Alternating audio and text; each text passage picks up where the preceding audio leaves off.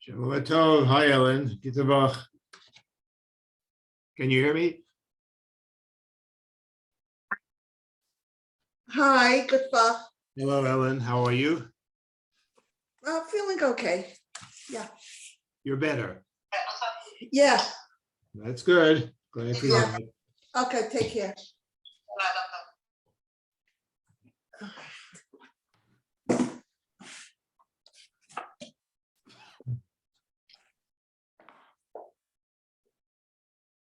Oh, get a piece of paper.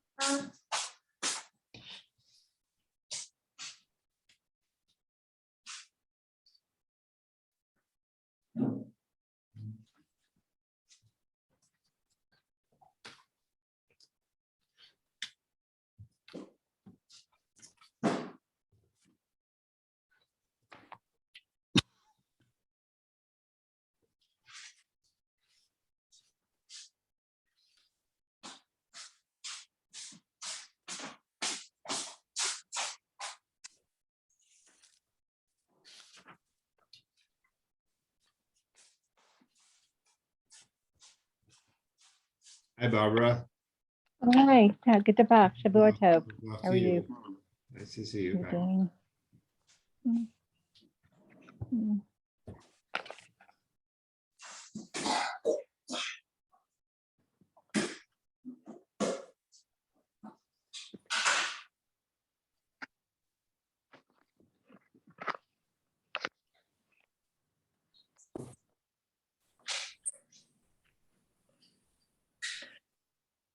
Shavua Tov, everybody. Well, Bernie, you got everything down pat already for this year? you're going to make me not say anything. I'm going to let Ernie, he has the same. No, you're terrific. You're terrific. Bernie, you have to say it. What do you mean? You're Chazan now, okay? You did your homework. You're gonna get an A+ on your paper. Just don't give me Bechina, please.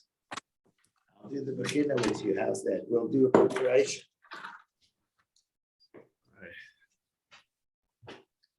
Fine.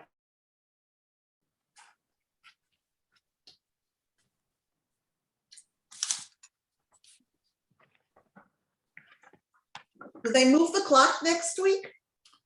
No, No, I don't think so. I think it's the Sunday before Purim. Purim. Mhm. Oh, so we have, okay. We have an extra hour of fasting. Yeah,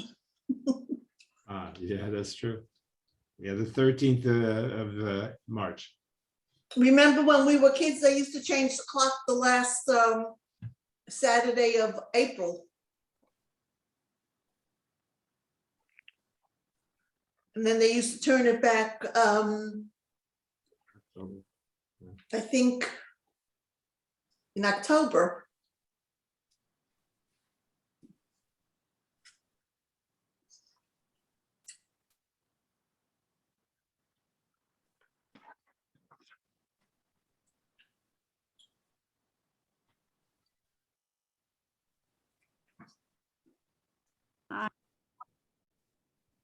Shavua Shavua Tov. Tov.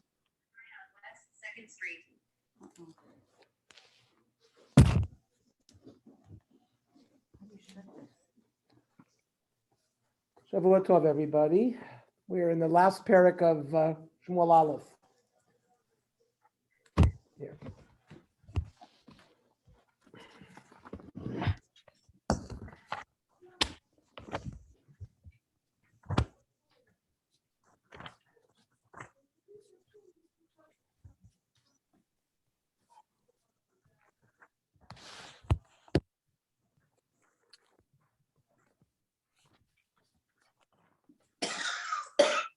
So let's recap.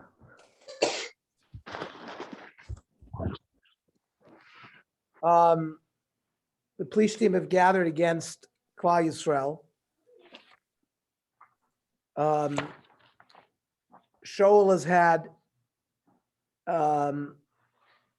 a encounter through the Balas Ov, who brought up Shmuel Navi, who basically told Shaul that he and his sons would be killed in battle.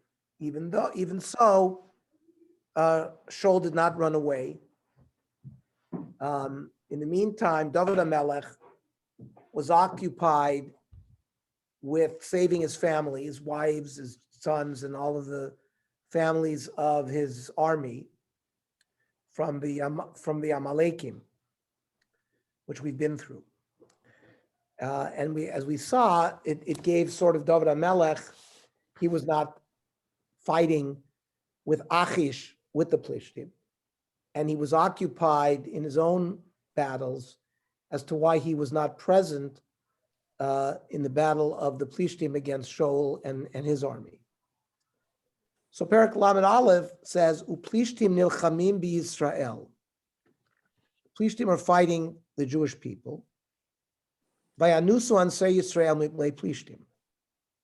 The first thing that the pasuk says is they started to run away. Vayiplu chalalim b'har Gilboa, and that thus casualties began to fall on Har Gilboa. From Where's here, Har Gilboa? again, Where is Har Gilboa? Up north. I think it's up north. Malea Gilboa, near there's a Galil, Har Gilboa. There's a song. right near Beit Shan. There is a group, Garin from Los Angeles, through Bnei Akiva, that established the kibbutz Malea Gilboa. Lenny Kaplan, Ellen Mervis, Ruthie Stark, Esther Brenner. We know they all grew up in LA. They went to Kamoshava. I spent the Yom Kippur War at Malay Gilboa for more than a month. So Malay Gilboa is on top of the Gilboa, and basically that was in those days the Yom Kippur War was the main Motorola station. All the communications came through there, so it was a very important spot during the Yom Kippur War. From Malea Gilboa, you can see down to Kibbutz Shluchot, Emek Yisrael, all the fields. You can see across the board. Yeah, and it's You can see everything. You can see the yard. You can see Jordan. You can see everyone. yeah. So that's the Gilboa. You can actually see up to past to Syria, because we saw a lot of dog fights basically with planes. So it's very high up. The Gemara in Sota, Mem Daled Amud Beis, learns a very important principle from this pasuk. Uvi ikvoshel am, at the back of the army, ma'amidim zkifim lifnehem v'acharehem achreihem. They have sort of MPs, military police, in the front of the army, the back of the army. Uchshilin shel barzel biyadin, and they have like metal truncheons. Whoever wants to run away, he can run, but he's going to get his femur broken. Says the Gemara, Shetchilas Nisa Nefila. That means the beginning of the downfall is when people start running away. Shenamar, Nas Yisrael Ifnei Plishtim, V'gam Hagefa Gdolai Taba'am. That's our pasuk, that it was the beginning of the downfall when the Jewish people ran away. Now, we have to investigate, why did they all start running away? Did they know about the nevuah that was given to Shaul? Says the Meforshim, Avadei lo noda al Yisrael nevuat Shmuel bala ta'ov, sheshal yamut b'milchama. They didn't know that nevuah. That would have terrified them. Aval mazalayu chazim. They could see his muzzle. What does that mean? Kol hatzar gadol gzeres ros al kein naslif nafsham. Ukein madisu b'megillah. This concept of seeing somebody's muzzle, we see from the Gemara in Megillah Gimel Amud Aleph. There's a famous vision that Daniel Hanavi has, or that Daniel has, of the four chayos. He sees a lion, he sees a bear, and this is a nevuah or a vision of the four Golios. So it says, Vayisiani Daniel Vadi et hamareh, ve'anashim asher hayu imi lo ra'u et hamareh. Daniel says, I saw the vision, and the people who were with me did not see the vision. Aval charada gdola nafla aleihem, but a great fear settled on them. Vayavrichu ba'hechaven, they ran away to hide. Ask the Gemara, man ninu anoshim, who were these people? Amrav Yirmiyah v'yitem Rav Chia barava zechagai zechayu malachi. The last three Nevi'im of Treasure, they were with Daniel. And inu adifi minei, they are greater than me, but v'iu adifi minei, but says Daniel, in some ways, I'm greater than them. Inu adifi minei di inu nevi'ah v'iu lav navi. Daniel was not a navi. But Chagai, Zechariah, Malachi were nevi'im. However, iu adif minayu, but I, Daniel, were greater than them. The iu chazah, I saw this mare, the inu lo chazah, but they didn't too. They didn't see it. Ask the Gemara. The chimiyachad lo chazah, my time ivisu. If they didn't see the mare, why were they afraid? Aval gav the inu lo chazu, mazalayu chazu. They saw the mazel. Let's say you're walking on a street and all of a sudden a fright hits you. You're seeing something, you're feeling something, you're experiencing something. You're not seeing anything, but you're seeing the mazel. You should immediately say Kriya Shema. If you're in a dirty place where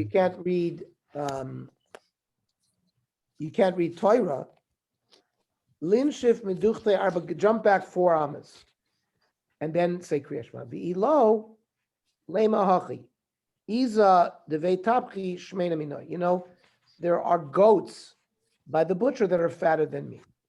Anyways, from here we see the concept of mazel, that you can see someone's you can detect that someone's mazel is dropping, and that's what Klal Yisrael saw by Shogul, say Chazal, that they started running away. You see also, from here, the Kli Yakar says, you see how mitzvahs and averis affect things. Sharei David v'anoshav arba me'os ish, lakhu b'lamed piyem. David HaMelech, with 400 people, were able to rescue his whole family. Ve'ha'avon kama gorim v'osa, sharei plishtim milchamim b'Yisrael, ve'anus anshe Yisrael v'yiplu chalalim, ein zekim roya avonois.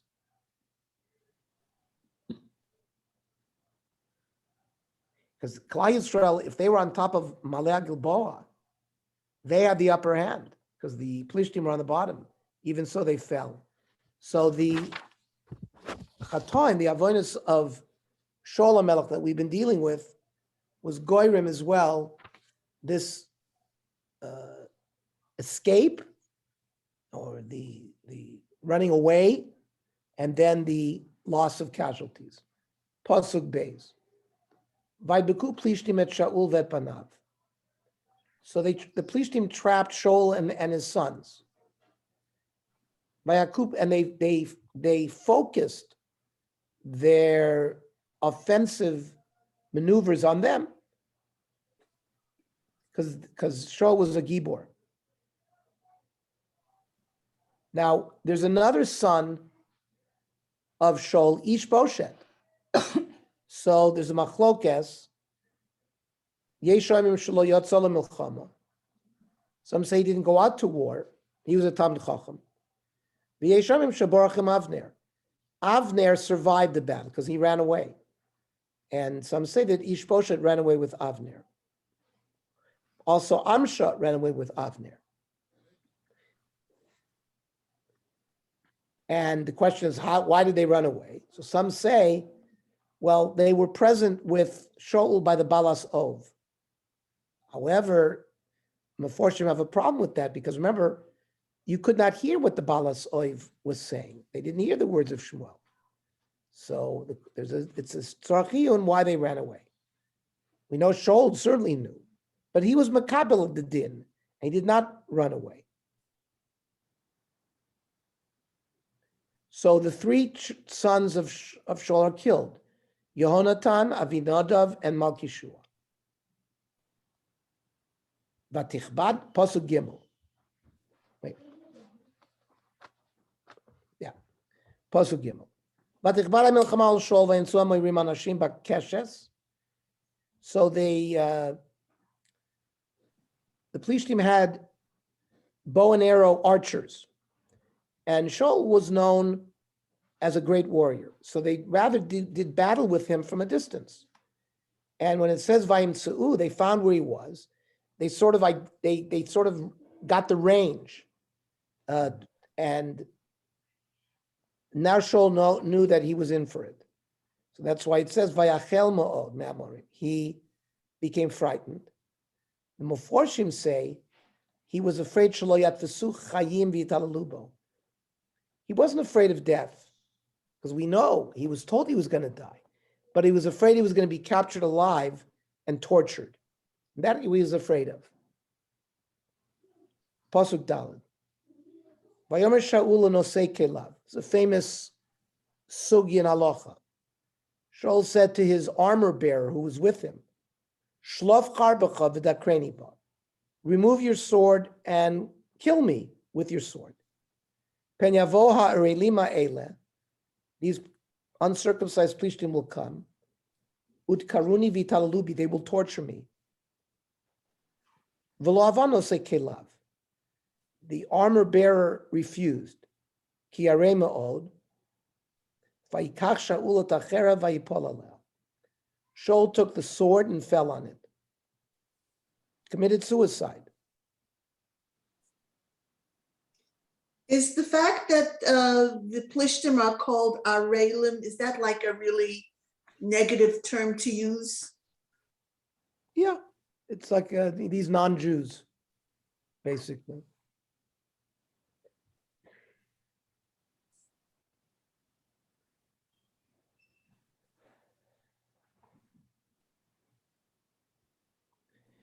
So some say that Shaul didn't kill himself.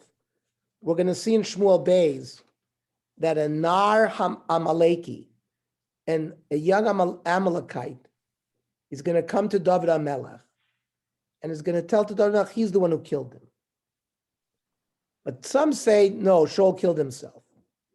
And the Nar Amaleki over there in Shmuel Beis only said what he said because he wanted to find favor in David's eyes, because he figured, well, Shaul is David's enemy. He's going to be happy to hear that I killed him. That's over there. Radak is going to explain over there why the Nar Amaleki claimed to kill him. So now the big question is, number one, why was it permitted for Shaul to command his armor bearer to kill him? Because killing somebody is, of course, ritzicha, shvichos damim. And you cannot, if a melech tells you to do something, it's got to be something that's permissible to do. Melech can't tell you to violate Shabbos and you violate Shabbos. Because you have the melech to listen to, you have HaKadosh Baruch Hu to listen to. It's the same din about a parent. The Rambam says in Hilchos Malachim, Perek Gimel Halacha Tes, the Ein Tzarich Loimar in Gazra Melech Levatel Mitzvah Shein Shomim Lo. You cannot listen to such a command if it's against the Torah.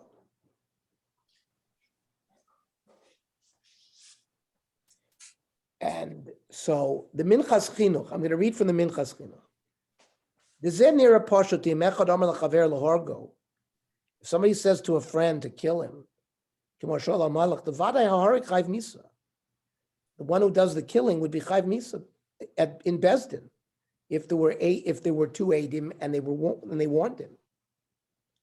We have a concept, ein shlichus lidvar aveira. In secular law, we have a lot of cases where if there's someone who hired an assassin to murder somebody. So it's not just the assassin, the one who murders gets brought to trial, but the one who hired him, who conspires, they're also part of the plot. That's not Jewish law. There's a concept of ein shlichus lidvar aveira. If I tell a shaliach, go kill someone, and the shaliach, listen, normally a shaliach is shliach adam kamoso. In din shlichus, I can appoint a shaliach and give a get to my wife through the shaliach. And when the shaliach gives the get, it's as if I gave it. So the shaila is, if I tell the shaliach to do an aveira, I tell, go eat a piece of nevela, and he eats the piece of nevela, the chet does not come back to the mishaleach. The shaliach has to listen to me, but he also has to listen to Kadosh Baruch Hu. Kadosh Baruch Hu says, don't kill. If the shaliach kills, even though I told, and even though he can't say, oh, well, he told me to kill it. Ein shlichus lidvar aveira. So if I command somebody to kill me, that person's going to be chayiv misa in Bezdin because he acted as a rotzeach.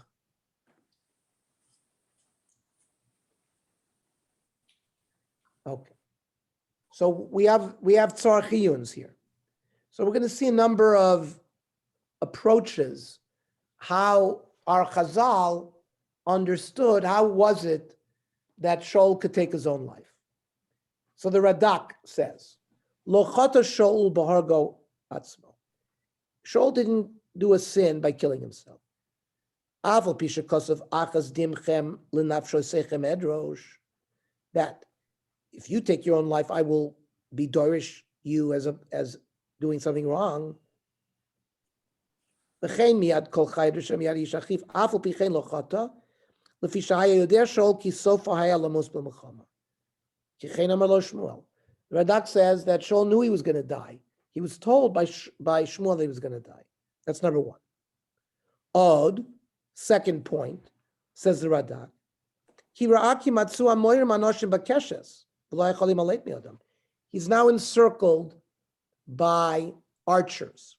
He cannot escape. He sees that he's in an undefensible position. Tova yashi aragu atzmo v'lo yitalu bo ha'arelim. Better that he should kill himself, says the Radak, and that he shouldn't be tortured. V'chein amru Chazal, achas timchel nafshechem edrosh yachol k'shol tamud loimer ach. The ach says not the way you're not allowed to do it, except if you're in Shaul's position. Then it's permitted. So, in summary, we can say the Radak Harei Oimer Lanu Shnei Tamim LeShaul. Ha'echad Kfar Yoda Sheyamus Al Yedei Nevuah Shel Shmuel. He was already told he was going to die by the Nevuah of Shmuel. V'Hasheni Mishum Ki Matzah Amarim V'lo Yachalim Alet Mi'adam. And going deeper, the Radak thinks that he was really injured already by the arrows, and he was going to die anyways from the makos that he received. So he accepted death. He took his own life, so they wouldn't torture him. That's lav ritzichu, because he was already sort of on deathbed. Would you say that that's comparable to Masada?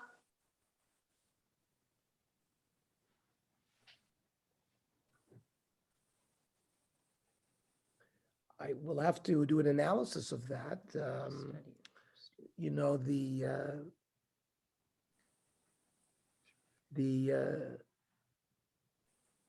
There also, maybe they were surrounded.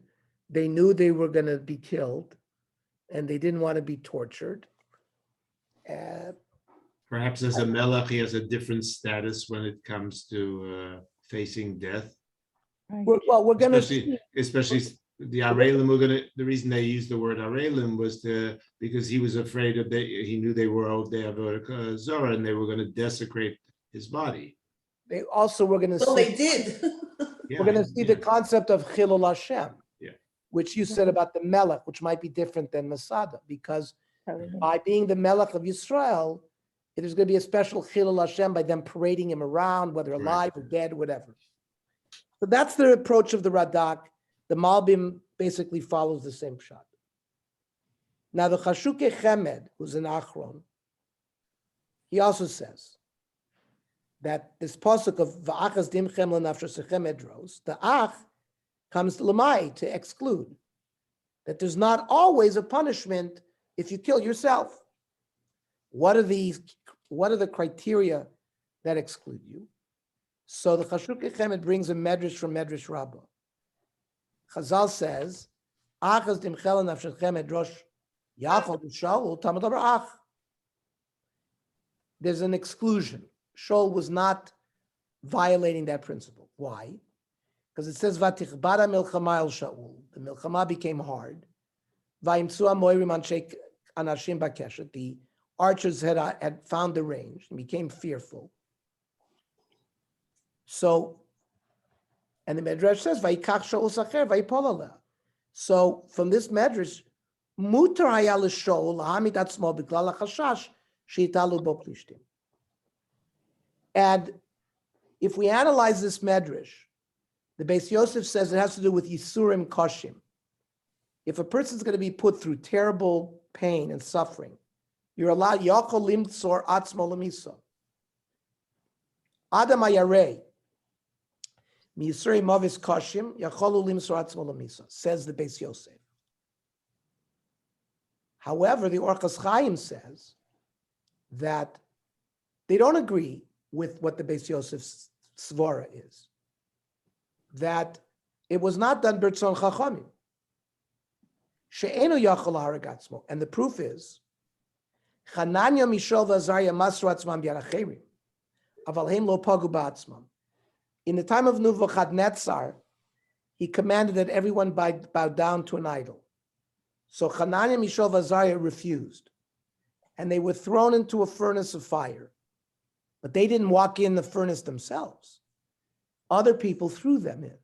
And then a malach came in and saved them. The Shaul ben Kish, says the Orchos Chaim, Shaharagatmo shelo b'rtzon chachamim asa. Did not do, the Chacham did not agree with that, with what he did. Now, the Sher Knesset Agdoila says, Mishum sheyada sheben kach higia zmanu lehareg.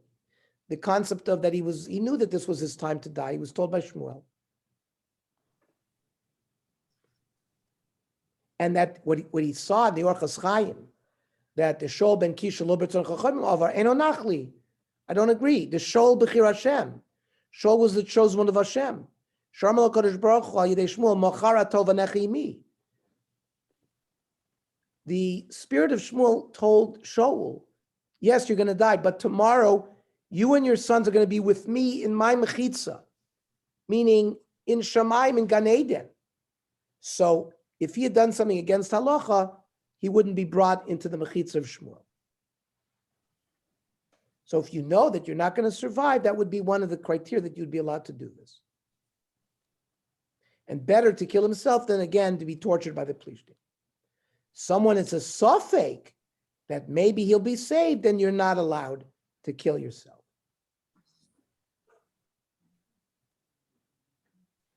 Now, the Matnos Kahuna brings the aspect of Chilul Hashem. Yachol kishol sheipil atzma b'cherev bavur shleitalu bo plishtim v'yachilul kvod shamayim b'davar. It's going to be a Chilul Hashem. Shim shol noifel b'yad plishtim shebao laharog v'yu mitalim bo mitamim oto v'yabaz achilul shmoit barach yoter. But like what Ellen wanted, the Masada, no. Ein lilmod heter mishol ma'achar v'harag az moketilim no Chilul Hashem. That was a special din, like Bernie wanted to say that maybe he's king, and there's a special Chilul Hashem there. Then the Das Zakeni Bali Tosfos says that if they torture him, he won't be able to hold back and to stay in the Nisoyon. It'll be a greater Chilul Hashem.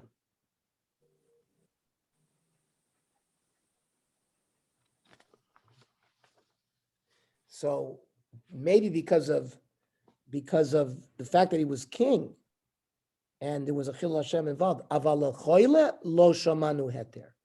But for example, somebody who's very sick, there's no heter to kill yourself because of Yisurim. This all came up in the times of the Crusades. We have kinos that we say on Tisha B'Av a famous kina, like the parents killed all their children in a cave rather than have them fall into the hands of the Crusades. Well, the mother who threw her children off the roof. Well, Yeah. she saw them jump off the roof. She saw them jump off the roof. But in the kinos in France there, they didn't want them to be converted to Christianity. They shechted their children. And that's the Tosfos here. They dealt with these issues.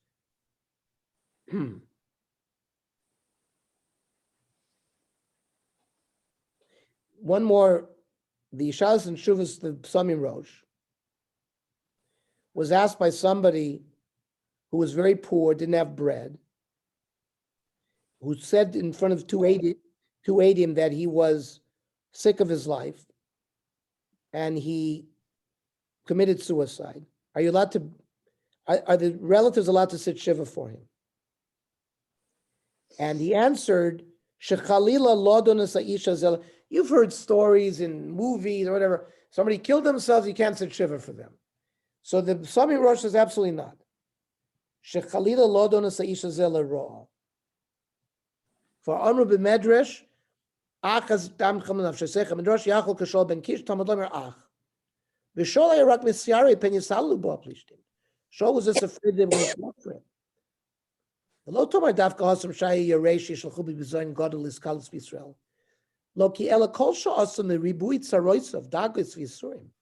Somebody has terrible tsaros and worry and yisurim, or terrible poverty, or any gomer, ein kash mechush. Other rabbi, Gina Chazalas Tzidkiyo Melech Yehuda. V'omru shayelu lav tiach atzma b'koisel v'yometz v'lo yireh b'shchitas bonav le'enav. Tzidkiyo Melech Yehuda saw his children killed. And the Psamim Rosh says, no, he should have killed them. He should have knocked himself against the wall so he wouldn't see his children slaughtered in front of him.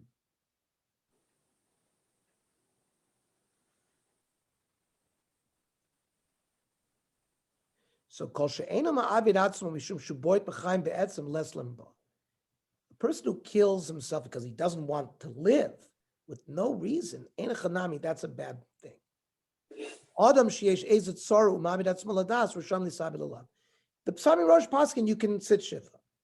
However, the Chassam Sofer, absolutely not. Machmir tfei. Umadches divrei Psamim Rosh umochiach shafilu misha meitzer b'yoser osir lo la'abed atzmo ladas, and you would not sit shiva for him. So I just wanted to show there are different opinions regarding this. In today's general, I'm under the understanding that you would think that anybody who commits suicide is like out of their mind, that they're sick. So you don't usually, you would sit Right. like that. Yeah, it would fit what the Psamim Rosh says, because he wasn't killing himself because he's sick of life. As you say, he's ill. So he wouldn't be treated in a negative way. So in summary, we have the reasons that better that he killed himself, because otherwise there's going to be a big bizoyon that the king of Israel was treated this way. But isn't it a bizayon that he was paraded around after his death? I know, but that he does, that He was dead. maybe He they was would have dead. kept him alive. Maybe they would have kept him alive, and it would have been worse. They would be tortured. I hear. Now, the Mishnah Halachos brings some very interesting problems with this approach. We have the famous Haruge Malchus, Rav Chananya ben Tradion, that we read about on Yom Kippur and Eila Eskara, where he was being burned, and he asked the Roman officer, they had put like Cooking cold cotton cotton. near his heart to keep him alive longer. So he asked for the Roman officer to remove it. The Roman officer removed it, and says that Rav Chanina ben Tradion and the Roman officer goes immediately to Gan Eden. The question is, why didn't Rav Chanina do it himself? So he says, "Mutar b'tzav you can't come near the dafka yedei." They allowed themselves to be killed earlier, but only through other people. Hu ba'atzmo afilu kai gavna aser. So from that story, you can see it's not so pashut to do it with your own hands. Also, it seems to imply that a fellow Jew cannot do that. This was the Roman officer. You can't, are you, right? Right. And the Nosei It's Caleb, Rotzeach. the Nosei Caleb was his Jew who didn't want to do it. Exactly. So the Mishnah Halachos resolves, Kol she'ef shal yadei acher ein lasos al yadei atzmo. It's much more preferable if it's going to happen, it should be done through a third party. In fact, that's why Shol mitchila bikesh minosei Caleb. In fact, Shol asked his armor bearer to do it. Since the armor bearer didn't want to do it, and not only that, you notice, it doesn't say that Shol took the sword in his hand. Vayapel atzmo aleha. He fell on it. Again, it's more passive. You know, rather than take a sword and plunge it through himself, he fell on the sword. The Mishnah Halachos wants to prove from there that you should not necessarily do it in your own hands if at all possible. So Ernie, so the next pasuk is even more problematic because the Nosei Caleb then falls on his own sword. Right? He's not a melech. And therefore, there's more reason to view him as a evildoer. Vayar Nosei Caleb kimei Shaul, vayipol gamu al charba vayamasimo. And in Hanami, he didn't have all the svaras that we've talked about tonight.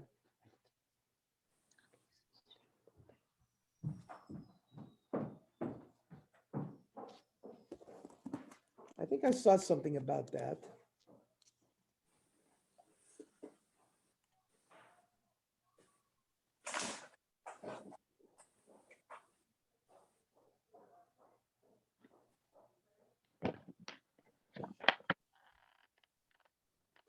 By the way, there's a Gemara in Sota Yud Amud Aleph.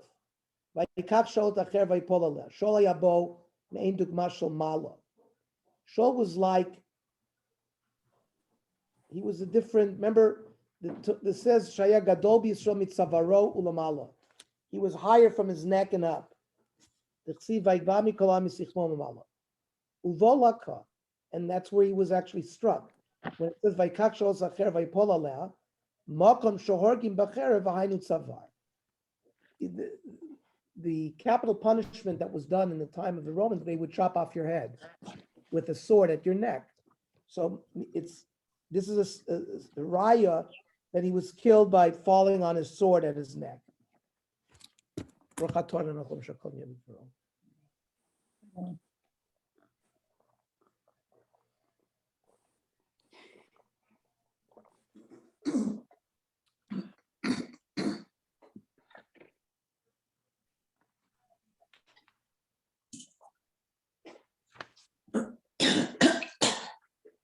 Pasuk Vav, Vayamat Shol u'shloshes banav, v'nosei kelav, gam kol anashav bayamahu yachdav.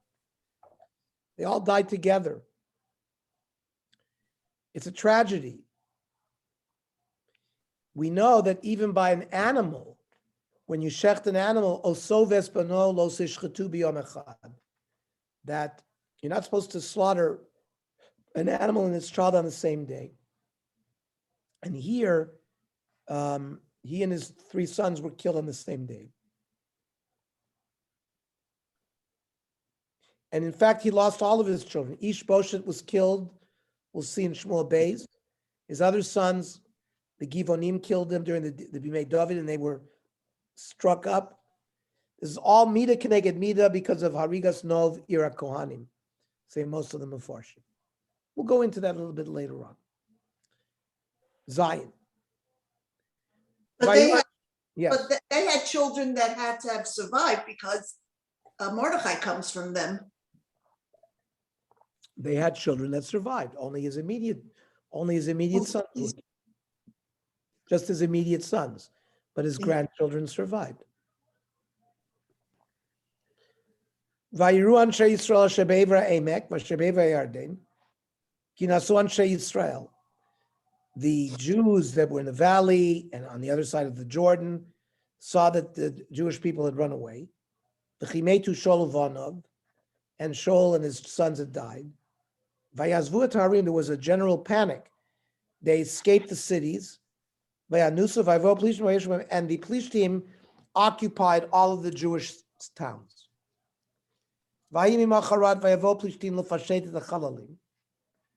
The next day they came to strip all the casualties of their clothing. And they found Shogul and his sons. They cut off his head. They removed his garments.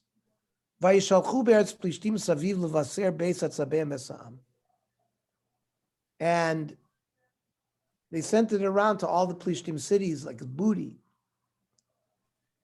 We're going to see that the Nar HaAmaleki that's going to present himself to David HaMelech and Shmuel Beis took the Nezer Sha'al Rosho, he had like a crown, the Etzadah Sha'al Zro'o, and he had like a bracelet around his arm, because that he delivered to David. Ernie, can I make just to add a point there that there's a contradiction in Divrei Hayamim to what you just quoted in Shmuel Beis. There's no mention of the Amaleki going to David and saying that he actually killed Shogul. Right, but we'll see in Shmuel Beis there is a whole. Remember, this Nar Amaleki is going to present himself to David and tell the whole story. But in Chanami, Divrei Hayamim, which is common, Divrei Hayamim sometimes is different than sort of the chronology that we get in either in Shmuel or Malachim. Right. So in this case, it probably contradicts and takes away any truth from what the comment of the Amaleki used. That's all. Right. Now the Plishtim, by Asimu et Kelav, Beit Ashtarot, they put his garments in the Avodah Zarah of the Ashtorah. That Gviatot Haku b'chomat Beit Shan, his body was hung on the wall of Beit Shan.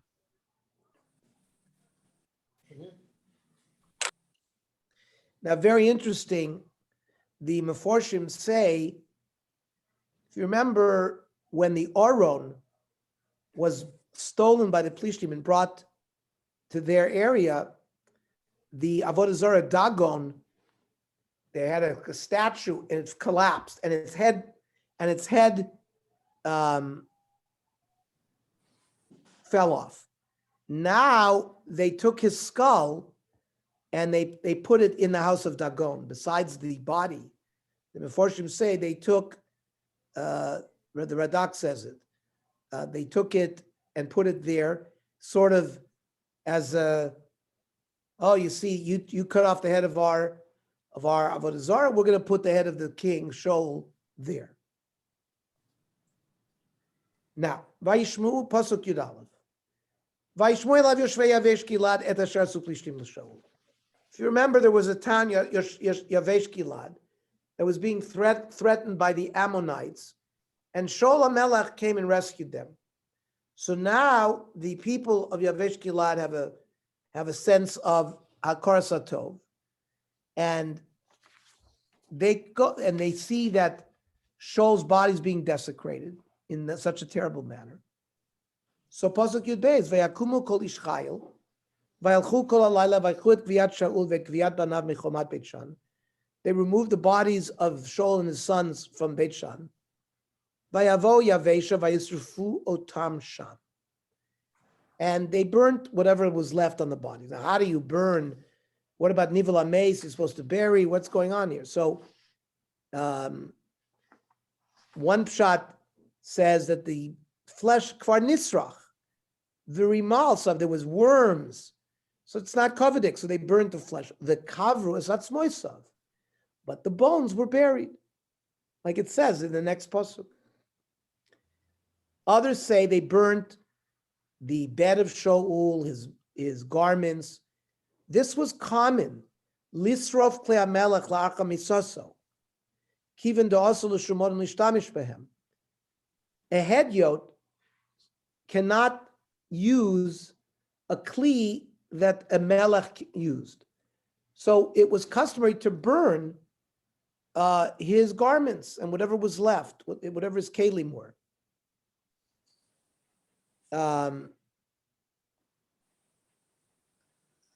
So again, how could they not just bury everything? There's a mitzvah in the Torah, Kvuras HaMeis, which is a mitzvah in the Torah. So they fulfilled it with burying the bones. And therefore they were makayim the mitzvah of Kura that way. So some say the leka mitzvah kura kol chelik v'chelik shel hameis. El sheyesh mitzvah likvor hameis bichlali, u mitzvah zu kvar kimu. U'ma'asha matzinu sheyesh kped likvor sakol. We know there's a hekped to bear everything. Atam lezem mishum bizon hameis lazovoto. Ken kan kevin shesarfo solich vodo mutter. But here, since they burnt whatever was left for his kovid, it's not a problem. So, for example, there's a din in halacha.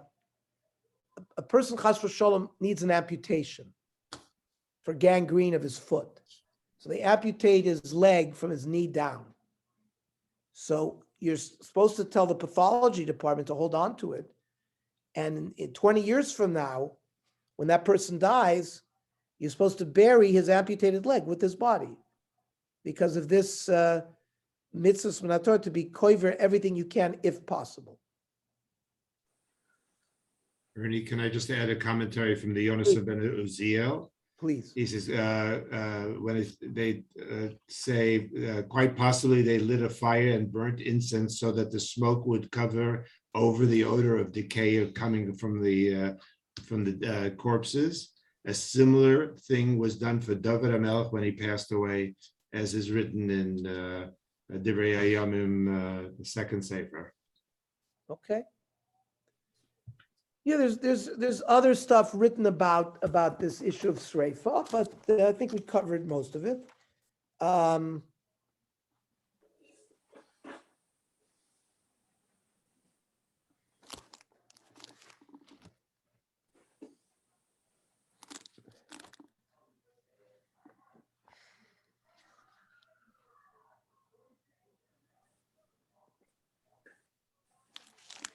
Pasuk Yot Gimel. They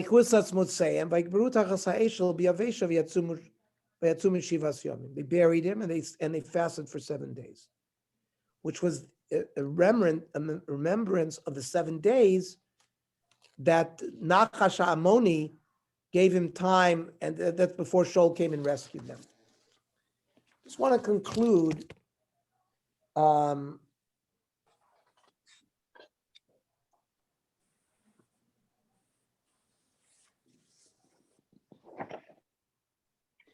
Do we know where Shogul's caver is now? It says they were buried in Yavesh Gilad, which is on the other side of the Jordan. So I'll have to see. I haven't seen an atlas that says that we know where Kever Shogul is. We know there's a kever of Nebu Samuel. Navi Shmuel. Know where the kever of Shmuel is. Right. Okay. The Medrash Rabbin Kohela says, "Vayamat Shaul shloshet panav, Rabbanan Amrina kol misha nasa Rachman b'makam achzari." Whoever becomes merciful where he should have been cruel, Sof shemidas hadin pogaspo. He'll have a judgment, a bad judgment. Shenemar vayamat shol shloshet panav. And the Musar Nevi'im says, "Ki midas hadin paga baba ovan achzari." So first of all, there's a terrible midas hadin here. Ki harai din hu shegam bebehema, like I said, osov es benolo sishchatu b'yom echad. Even by an animal, it's a terrible thing if an animal and its child is shechted the same day. V'hu nerag b'yachlim banav b'yom echad. V'zeh balo mipnei shechas al achzerim. The Amalekim that he was commanded to kill were the cruelest people. And he had Rachmanis on them. That's what the Gemara says. Whoever is a Rachman, where he should be cruel, there's going to be a Midas Adin against him. Says the Musar Nevi'im in Iran, Ra'ui lanu leva'er they ma paga Midas Adin bo, ba'ofen achzari bezeh, al ma shechas al Amalek. So let's try to understand it more. V'yachadim zen va'er, mad isa b'yoyma kaf beis. It says in Masechta Yoyma 22 Omid beis. Om Ravuna. Kama lo choliv lo margish gavra demar saya shol ba'achas b'maisa de Agag v'alsalo. Shol made one mistake by Agag, and yet he got punishment. David b'shtayim b'maisa de Uriah u'de hasata v'lo alsalo. David HaMelech did multiple sins. And why? And I think we went through a little bit of this prior. It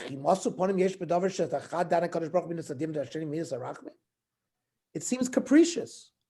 Why was Shaul treated so harshly with one sin, and David HaMelech was treated with mercy with two sins? Let's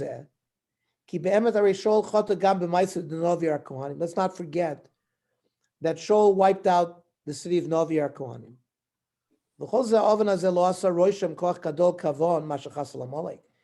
Even though, as you can see from the Gemara focuses on the sin that he had mercy on Amalek.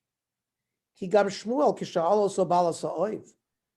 the Balas Oiv brought up the spirit of Shmuel, remember there, he was also silent. He didn't tell Shaul that your problem was because of no. The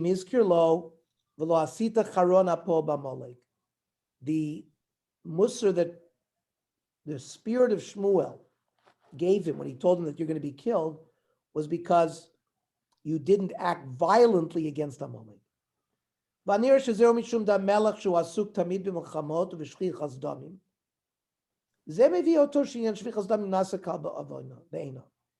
A king who's involved constantly in war, spilling blood, becomes an easy thing in his eyes. That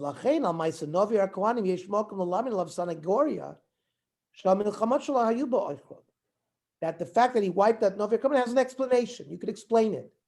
Because of his constant battling and warfare, it becomes easy to kill. He won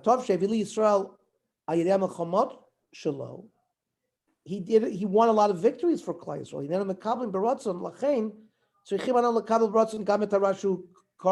That means if because of those battles that he does for Klal Yisrael, it becomes in his nature to be a murderer. So we forgive him what happened in Nov. David, same thing happened to David, was a man of war. The Maisa de Uriah,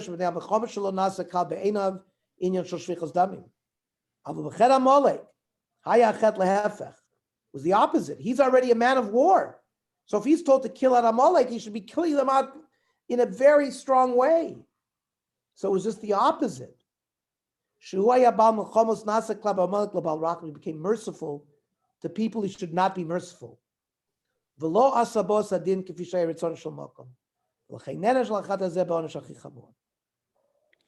that's I thought a psychological insight to leave us. It's amazing that we finished Shmuel Aleph. We are not going to Mirza Hashem start Shmuel Beis next week and continue Sefer Shmuel. We'll pick up the story of David HaMelech after the death of Shaul. Any comments? Yes, any comments? Remember a couple of weeks ago, I asked the question, so why were Shaul's children, why did they have to be sentenced to die also? And you said, well, we'll get to it. Well, this is the answer. When you talk about when Shaul ordered all of the Kohanim and Nov to be killed, his sons were all basically cooperating and acting on behalf of Shaul's command. So because of that, they were killed as well. Correct. In this battle. Correct. I missed all that. Correct. I missed that. Yeah. Okay. Amazing. Wow. Yes, the huge arc, the story arc is an amazing story. I think we've seen a lot of different Musar messages in all of the messages in Shmuel, and we'll continue to see it. it becomes even more difficult. Don't think with David HaMelech, we've seen the tremendous virtues of David HaMelech in Sefer Shmuel. We're going to see some of his dark side as well in Shmuel Beis and how he overcomes it. It becomes about tshuva, and therefore David HaMelech is the seventh Ushpizim, and Mashiach comes from David HaMelech. So we'll have to analyze all of that material. Would you say that Shaul became a Baal Tshuva? Shaul is considered to be a tzaddik. He's considered a flawed tzaddik. He was punished with his sins. We see very clearly how Chazal talk about it.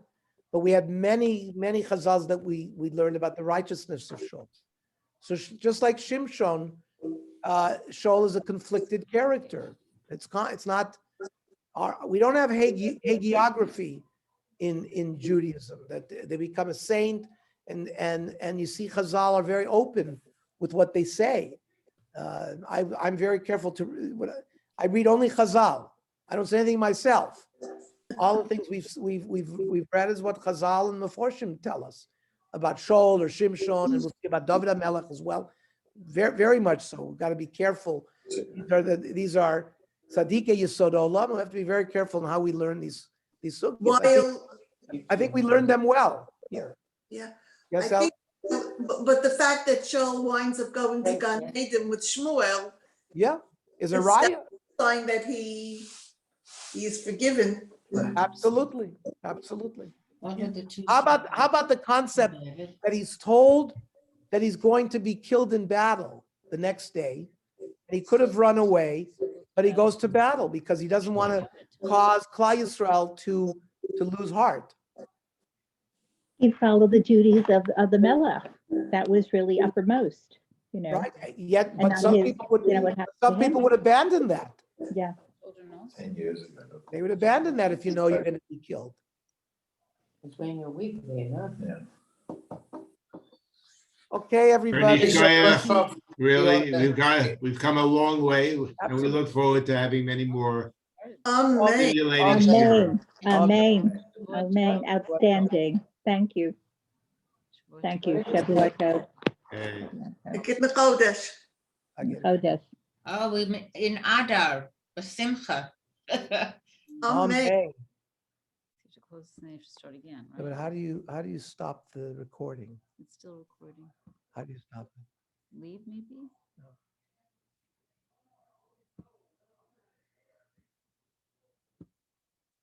Okay, then I think you're doing the filming now, right? You doing the filming?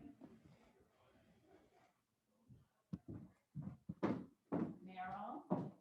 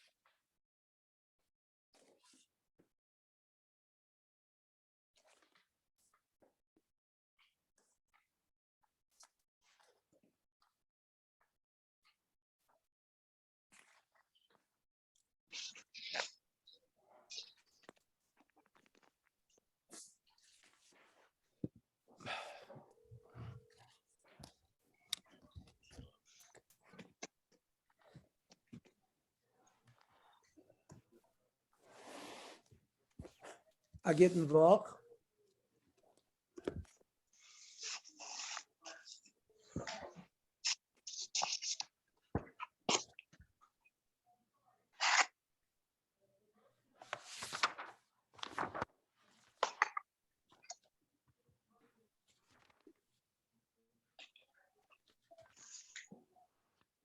On Yud Ches, 18.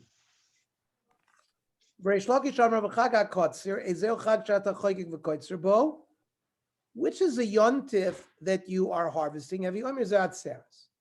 Now, Amos. We're not allowed to harvest on yontif. We're talking about the days after Shavuos when you're doing tashlum. When it says the yontif of gathering,